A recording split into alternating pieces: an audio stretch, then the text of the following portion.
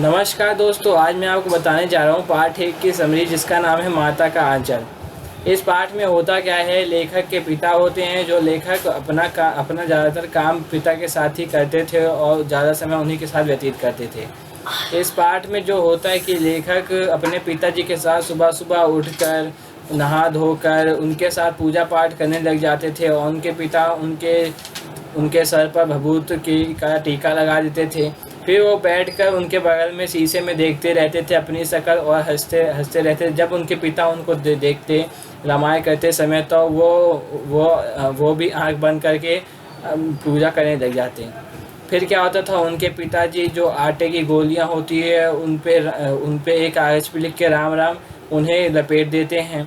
फिर वो जाते हैं नदी किनारे। अब वो जो भोलानाथ होता है वो उनके सर पर सवार होके जाता है।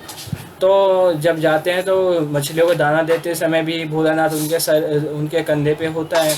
फिर जब वहाँ से आते होते हैं तो उनके पिताजी उनको एक टहनी पे बिठा कर झूला झुलाते हैं। तो वो जो भोलेनाथ होते हैं वो उनकी मूछें खींच लेते, अपने पिता की मूछें खींचते थे। फिर क्या होता है, वो घर पे आते थे तो वो खाना खाते थे। जब उनके पिताजी खाना खा के उठ जाते तो उनकी माता बोलती, अरे अभी तो बेटे ने पूरा खाना खाया ही नहीं है, पिता के साथ तो ये थोड़ा सा ही खाना खाता है। फिर वो जाके उनकी माता उन्हें ज़बरदस्ती बुला लेती और कहती, बेटा खाएगा बड़ा को तभी मिलेगा शहर में ठोर। इसका अर्थ यह है कि अगर तुम खाओगे तभी तो तुम ताकतवर रह पाओगे, इसलिए फिर वो इन्हें ये बताती थी। फिर और उन्हें जो खाने को होता है उनको कौर खो चिड़िया के नाम दे के उनको खिलाती थी भोलेनाथ को। फिर भोलेनाथ जो होते हैं, जब उनको कड़ू का तेल मतलब सरसों का तेल से जब उनके सर पे लगाते तो वह रोने लग जाते, झिलमिलाने लग जाते। तो उनके पिताजी आते, उन्हें तो थोड़ा सा तो गुस्सा आ जाता था, पर वो भी उनको शांत कराते भोलानाथ को। फिर वो बाहर अपने साथ ले जाते थे चबूतरे के पास। फिर वहाँ पे क्या होता है, भोलानाथ अपने दोस्तों के साथ खेलने लग जाता था। तो वो खेलता किस प्रकार के खेल था, पहले वो मिठाई की दुकान खोलता था जिसमें वो ऐसे मिट्टी के ऐसे और घड़े के टूटे हुए ऐसे चीज़ों से वो अपने सामान बनाता था, फिर उन्हें खुद ही बेच देता था। फिर अगला खेल खेलते थे वो खाना बनाने का। तो वो ऐसे ही सामान इकट्ठे करके खाना बनाते। फिर वो खाना बनाते तो पंगत बिठा दे, तो उनके पिताजी भी आ जाते, बोलते भोलानाथ आज खाने में क्या बनाए। तो वो जो लेखक थे वो शर्मा के भाग जाते उनके सारे साथी। फिर अगले खेल में वो खेलते थे दूल्हा। तो वो दूल्हा शादी का ऐसे खेल खेलते थे कि वो दूल्हा दुल्हन के घर जाते थे। फिर वहाँ पे दुल्हन को उठा के लाते थे। फिर जब उनके पिता उनका घूंघट उठाते थे भोलानाथ शर्मा के, फिर वहाँ से भाग जाते थे। फिर अगला खेल वो खेलते थे खेती करने का। तो वो खेती करने खुद ही बैल बन जाते थे, तो वो ऐसे खेती करते थे। फिर जैसे उनके पिताजी आते बोलते भोलानाथ फसल कैसे हुआ, तो वो उनके सारे दोस्त शर्मा के भाग जाते थे।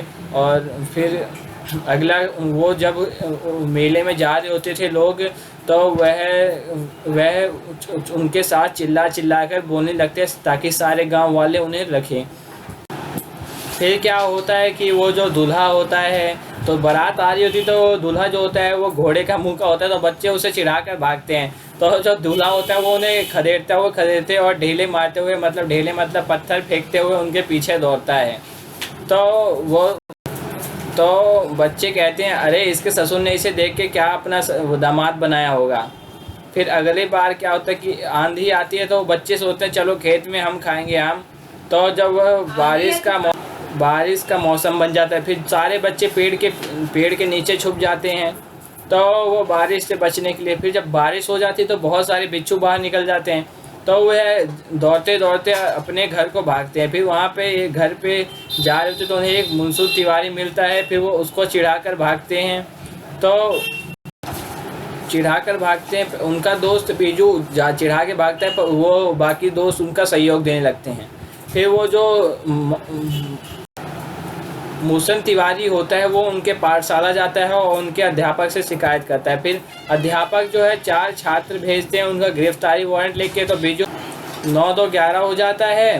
तो और वो जो उनका भोलानाथ पकड़ा जाता है और उन्हें अध्यापक ले जाके टीचर उनकी मरम्मत कर देता है अच्छे से। तो वो जो उनके पिता को जैसे पता चलता है, वो जाते हैं और भोलानाथ को अपने गोद में उठा के लेके आते हैं, पर भोलानाथ फिर भी शांत ना होता। फिर जब वो आ रहा था तो उनको अपने दोस्तों को देखता है कि वो लोग नाच रहे होते, तो वो भी थोड़ा खुश होके उतर जाता और उनके साथ नाचने लग जाता। फिर क्या होता है कि खेत में जो चिड़िया चल रही होती, तो वो कहते हैं राम जी की चराई, राम जी की खेत चरे। तो ऐसा सुन के लोग उन पे हंसने लगते हैं। फिर वो जाते हैं, फिर वो देखते हैं कि एक चूहे का बिल है। उसमें सोचते कि हम पानी भर देते हैं, चूहा बाहर निकल जाएगा, पर वो सब इतना पानी भर देते कि उसमें से निकलता है सांप। तो सांप देख के वो सब इतना दुम दबा कर भागना शुरू कर देते कि वो अंधाधुंध, किसी के दांत, किसी के सर, किसी का नाक, सब कुछ टूट फूट जाता है। फिर क्या होता है कि वो इतनी तेज तेज भागते हैं कि उनके पैर में कांटे वाटे चुभ के खून से लहूलुहान हो जाता है। फिर भोलानाथ अपने घर पहुंचता है और जाके सीधा मम्मी के गोदी में बैठ जाता है, सिसकता हुआ और कांपता हुआ। तो उसकी मम्मी भी उसे देख के रोने लग जाती है और वो पूछती भोलानाथ क्या हुआ, पर वो कुछ जवाब न देता। उस समय उसके पिताजी हुक्का पी होते, वो कई बार बोलते भोलानाथ भोलानाथ, पर वो उनकी बात ही ना सुनता। फिर क्या होता कि वो उसे भोलानाथ को डर लगने लग जाता कि पिताजी आज तो मेरी मरम्मत कर देंगे।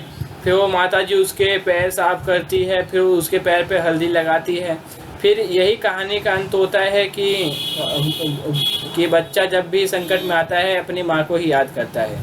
धन्यवाद। अगर आपको वीडियो पसंद आए तो लाइक कीजिए, सब्सक्राइब कीजिए और शेयर कीजिए।